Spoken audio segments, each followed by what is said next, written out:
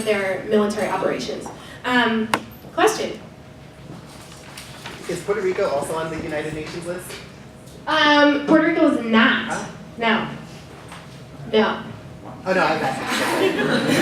I mean, I wasn't looking when I wrote the paper, but that was part of the impetus for wanting to do it, was given the effects of the hurricane and like the U.S. response to that. Like, what are these things and what do they mean? That kind of thing. Okay, so in closing, let me find my last paper. Sorry, everyone. Okay, so in closing, I write that, what does it mean to be a territory versus a commonwealth versus a freely associated nation? I write that these terms are highly political and euphemistic. For example, to revisit the category of the Northern Mariana Islands as a commonwealth, provide the islands, or the U.S. in making that designation, provided the Mariana Islands with enough autonomy to kind of appease the United Nations, who consider the American territories of American Samoa and Guam to be colonies, but not the Commonwealth, such as the Northern Mariana Islands. And so in many ways that allows the U.S. to kind of come off as a more gentle, imperialistic force in the grand scheme of all of the nations. And then I also say that these terms are euphemistic because they conceal the vast amount of U.S. control in each context. Even those living in the freely associated nation of the Marshall Islands are not free from suffering the intergenerational harm caused by nuclear testing by the U.S. So in my paper, I argue that these terms each enable U.S. military imperialism and control, though through distinct, historically informed, and context-specific rationales. I didn't talk much about the specifics of these rationales, but you may be able to see from the activity how the U.S. has been able to justify their presence in each context. There's so much more to say, and if I sparked your interest, I'd love to talk to you more after everyone is done presenting. Thank you.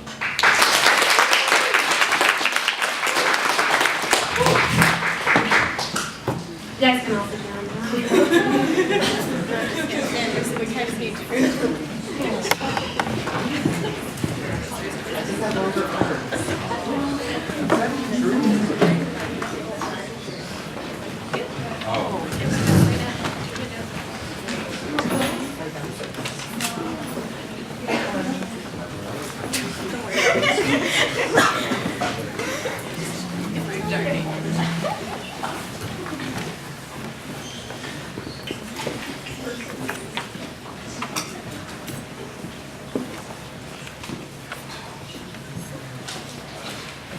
Hi everyone, I'm Elise and I researched Kava /Ava/Yacona/Saku, which is its various names in the Pacific.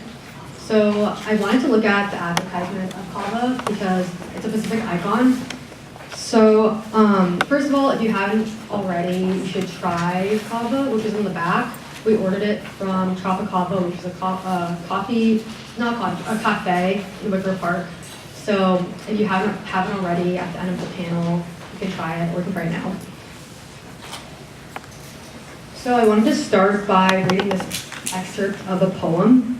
It says, "The professor still talks of oppression that we both know, that he tastes not the blood in the kava, mixed with dry waters that rose to Tangaloa, which gave us the cup from which we drink, the soul and the tears of our land." So the above excerpt is from the poem Blood in the Kava Bowl. It's by a noted Tongan and Fijian writer, Epeli Hau'ofa. The poem is infused with deep nationalistic pride. It captures a bloody episode in Tongan history that is integral to the people's history. To the writer and Tongans, Kava is deeply entwined in their history and identity. In this poem, we see that the writer makes it clear that the professor, even though he knows about the oppression felt by Tongans, he's unable to taste or really understand or grasp the struggle and meaning of Kava. So here we really see that Kava is conveyed as a food with rich history and meaning. I wanted to really talk to you guys a little bit about what Kava means in Vanuatu, Fiji, Tonga, Pohnpei, and Samoa, because these places are really important in the Pacific. We know about Hawaii, but like some of my peers have talked about, like Tonga and stuff, and Marshall Islands, like we've learned from Amani's talk, there's still not enough knowledge of these places here in the continent.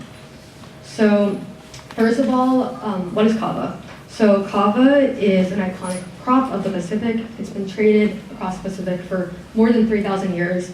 It's a term referring to the plant Piper methysticum and the beverage made from the plant that you're drinking. Its roots are pounded and water is added in specific amounts to produce a drink that's commonly found but is also very diversely used in Pacific cultures. So it's noted for having euphoric and sedative effects. Kava is exported from the Pacific to select European countries and to the US, where it is marketed as a natural and organic product in various forms. So you might find it as a pharmaceutical, which is a medicinal drug, a nutraceutical, which is an over-the-counter nutritional supplement, an herbal product, an anxiolytic, which is a drug prescribed to treat over-the-counter anxiety symptoms. So I wanted to see, like, what does it mean for people to consume, like, but not taste, as the writer of the poems says, like kava. So especially like non-Pacific people. So what does kava look like also when it's advertised to non-Pacific people in places such as the US? And by association, how are Pacific cultures portrayed when marketing kava? So here's a map, and I made like little arrows showing where these places are. So the first one is Vanuatu, which it's a South Pacific Ocean nation, and here Christian missionaries in the mid-1800s banned kava because they thought it was too much tied to their culture. So, but in 1980, Vanuatu gained their independence from France and Great Britain, and kava became basically this national pastime. People really like pushed for its revival. There are many kava outlets there, and it's really also for younger people to socialize. So yeah, people there drink it very loudly, and they spit it too. Yeah, in Fiji, Fiji's a country in the South Pacific, and kava there is called yakona, and yakona consumption dominates men's social lives in rural Fiji. So it's really a much more gender type of drink, and also social role designated for men. It's also a symbol of social unity and has this role of being a conduit to the spirit world that backdrops Fijian villages. It really stands as the center for Fijian public life. In Tonga, a Polynesian kingdom, kava is used predominantly in ceremonies. So basically in these ceremonies really clarify social principles and social rules. It serves as a marker for Tongan royalty and also is involved in courtship rituals. Importantly, kava has been a symbol for Tongan unity and resistance. It's been a way for Tongans to resist missionary influence on their life. Missionaries tried to ban it, but then Tongan people continued to drink it as a form of resistance. Pohnpei is a small Micronesian island, and kava there is known as sako. And it's very much known in tranquility settings. So people, unlike in Tonga where people have tons of kava outlets, people don't really talk when they drink it. It's much more revered in terms of kind of promoting social graces. There's no singing or spitting that goes along with it. And in Samoa, which is a Polynesian country, kava is a holy plant that's really religious, actually. So it's known as being a sacred plant and capable of working wonders and having unanticipated healing powers, and also bringing forth the truth. So in Samoa, it's known as being a religious icon.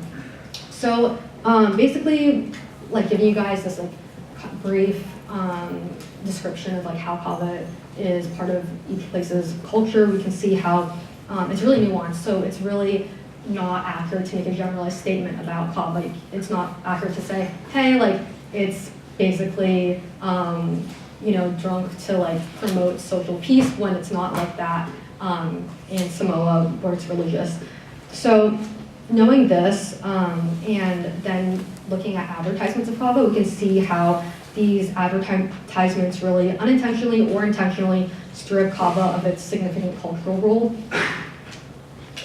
So here are two advertisements. The one on the left is for Kava 6, which is a vegetarian dietary supplement that promotes calm relaxation and supports a normal response to stress. So this advertisement really dismantles Kava from its specific context and supplants it into the bland vitamin-like substance that you see here. So Kava, which is like very important in many Pacific cultures, becomes Kava 6, which is a term that is purely scientific. It sounds like omega-6, which is a polyunsaturated fatty acid, which lacks any cultural meaning. So Kava then becomes merely an ingredient that can be and should be taken by non-Pacific people for health benefits. The box even encouraged us to discover Kava's critical 6. Again, discover Columbusing, like Danielle was talking about earlier. Gotta be careful. Yeah, basically. So in this case, the box is telling us wow, this is a new thing, Kava's new, when really it's been around for 3,000 years. Questionable. So by ingesting Kava 6, we're kind of partaking in poaching it from the Pacific. We don't realize that it's a Pacific marker. And in this case, it's kind of totally bland. It's just a vitamin. And then on the right, we see an advertisement for Kona Kava, and it's from the website kava.com.